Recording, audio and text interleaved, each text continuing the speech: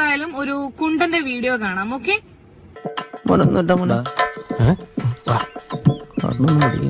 First of all I am really sorry. എന്നെ ഇഷ്ടപ്പെടുന്ന ഒത്തിരി പേരുണ്ട്.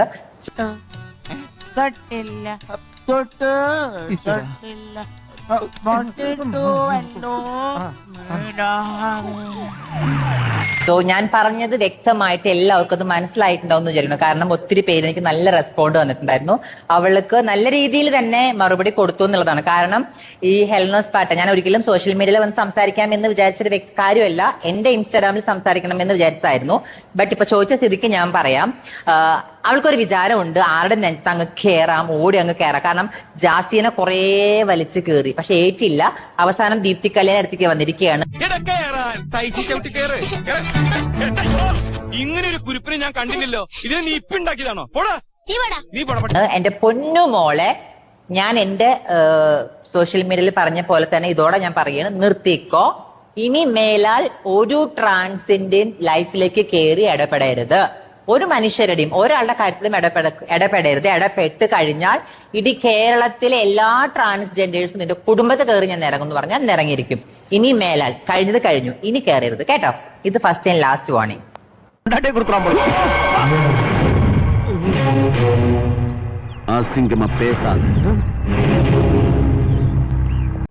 പന്ന നായിന്റെ മോന്റെ മോനെ കുടുംബത്തിൽ കയറി നിറങ്ങാൻ നിന്നെ ഞാൻ വിടുന്നു വിചാരിച്ചാടാ മൈര.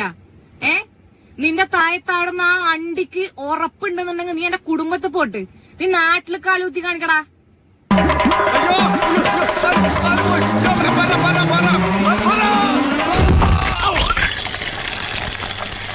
നീ കാസർഗോഡ് കാലൂത്തി കാണിക്കേ.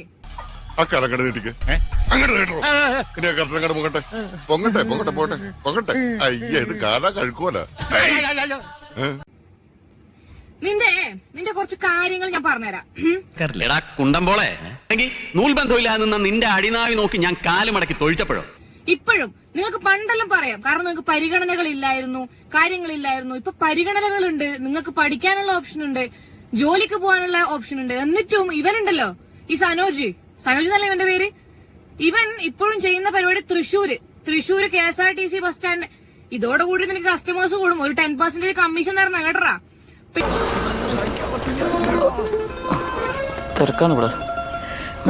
അവൻ ശത്രു രാജ്യക്കാരനാണെന്ന് തെളിയിച്ചു. ഇതിനേക്കാൾ നല്ല വല്ല ബോംബോ മിസൈലോ കൊണ്ടുവരലായിരുന്നു.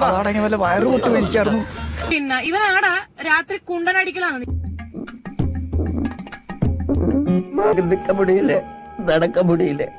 പെരിയ രണ്ട് കുണ്ടിക്കുള്ള ഇരിക്കുന്നത് തോന്നുന്നത്. നിന്റെ ശരീരം നിന്റെ കുണ്ടിയാന്ന് നീ ആർക്ക് വേണം കൊലത്തി കൊടുത്തോ. ആനുകൂല്യങ്ങൾ കിട്ടിയിട്ടും ഈ പറയുന്ന പോലെ പാതിരാത്രിക്ക് 500-നും 100-നും കുനിഞ്ഞു കൊടുക്കണം. അത് കുട്ടി അയാള് പറഞ്ഞൊക്കെ നേരാണോ? അയ്യേ, തന്നെയൊക്കെ എങ്ങനെയാണോ വിശ്വസിച്ച് കൂടെ കൊണ്ടുനടക്കുന്നേ? പിന്നെ ഇവന്റെ ഒരു പരിപാടി വെച്ച് ഒരാൾ പറഞ്ഞിട്ടുണ്ടായിരുന്നു. പിന്നെ റേറ്റ് ചോദിച്ചു കഴിഞ്ഞാൽ റോട്ടിൽ തന്നെ ഊരി കാണിച്ചു കൊടുക്കും പോലും ഇവൻ.